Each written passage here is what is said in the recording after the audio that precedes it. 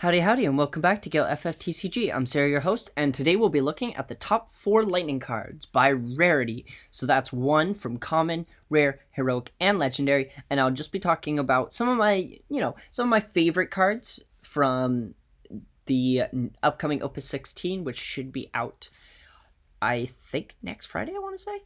But yeah, I want to kind of just put this out here. This one, again, is probably not the ones I would have picked, but really, for lack of better ones, I think these are the ones that are kind of worth picking.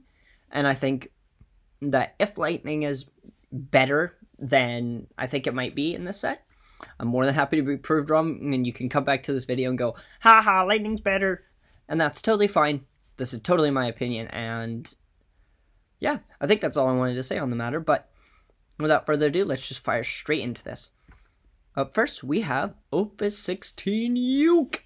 2 CP, category FFCC, so it's sortable off Northstalin, which is really strong, I think. I think this has a place in, like, Lightning Bart's Boko. I think that's a really good place for this. Again, this is a part of the cycle where you can tap and return Uke to its owner's hand. You can only use this ability during your turn, and damage 5. When Uke enters the field, you can put Uke in the break zone, and when you do, you choose a forward of cost 5 or less and break it. It's really strong to be able to basically trade a forward for a backup. I think that's actually really great. I think this card is really cool, and I think it will see some play. This is the sort of thing that Lightning really needs, a pretty good way of just solidly breaking something. Also, the fact that it's a 2 CP backup makes it really hard to get rid of, so your opponent knows and has to respect that this card will probably come at some point. Only downside is it's a bit of late game. In our rare slot is probably my favorite card out of Lightning, really, in this entire set.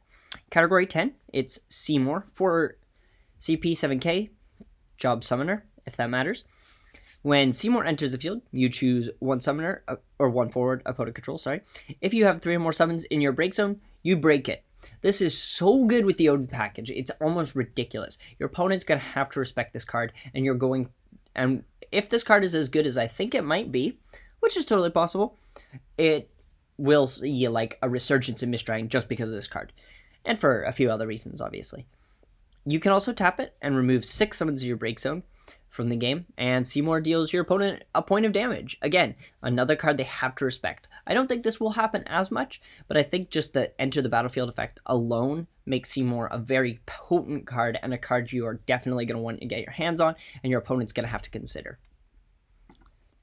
In our heroic slot is Hyun, and I'm not a big fan of Hyun, I'm not going to lie, but I think he is probably the coolest one out of the other 3. One is like a Black Mage synergy card in VV, and the other one is Zac, which is a category 7 card, and really I think this is just, I like generally good cards, not just, this is okay in this deck, or this is good in specific instances. I think I really, really want cards that are generally good overall and give a decent game regardless of your matchup.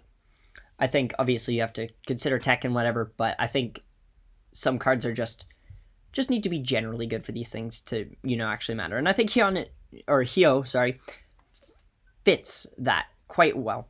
It's 1 CP 3k, so you can search it if you're playing Bart's Boko. That's really worth noting. It is obviously FFBE, which also matters.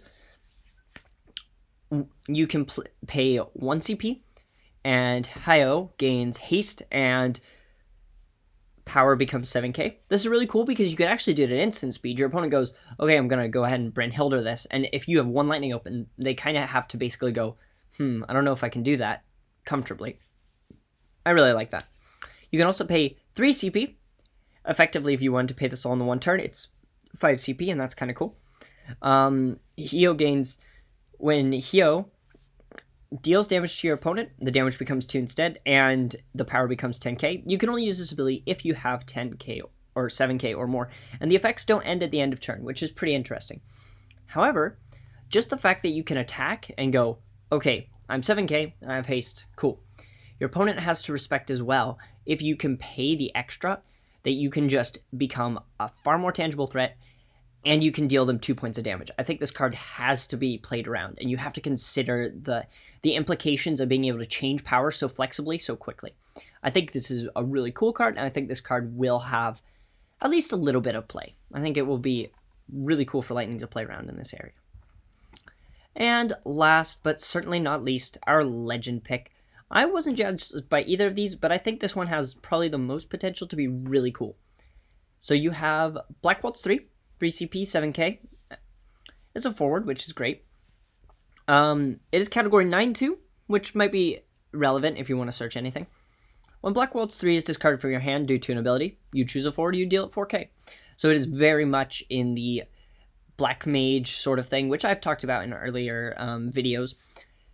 When Black Waltz 3 is put from the field into the break zone, you choose up to 2 job Black Mage other than card named Black Waltz 3 in your break zone, and you add them to hand. This is really good. Basically, it just refunds you free CP, and that's always a really cool thing. And it also means if you are against the mono ice matchup or like a really heavy discard deck, you can just keep bringing these back, and you just keep dumping those and dealing damage. That's really cool. You can also pay 0 and discard 1 job Black Mage from your hand. If you do so, you choose 1 forward of cost 3 or less opponent controls, and you break it. And this, I actually think, is a really strong ability. I think it's the type of ability, again, you can't Amaterasu it. You can't, there's no good way of stopping it. And I think that's really strong. I think this can really take a hit in Palimporum.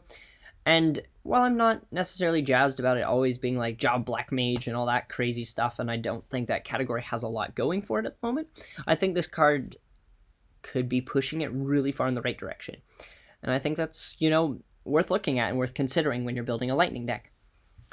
But really, aside from that, I want to say thank you. And obviously, this is the end of my kind of top 4 by rarity series for this Opus. The main reason for that is because Light and Dark only have 2 cards apiece. I know which ones I like the most. And I think, honestly, they're so versatile that it's probably worth just thinking about it in their own context. You can have a look at them. If you guys really want a video, let me know in the comments. But also in the comments, let me know what your favorite Lightning cards are. Maybe I'm totally missing something in something that you think would be really interesting. Could be really cool, actually, for me. And I'd like to take a look into it. I will be posting a couple videos on what heroic cards I really love in this set. What cards really get my brain going with the heroic format in this set. But yeah, don't forget to, like, comment, subscribe, do all the great things. They help the channel a lot. They help me know what you guys like, and they help me just keep making good content for you guys, because I obviously want to do that. And yeah, have a great day and a great rest of your week.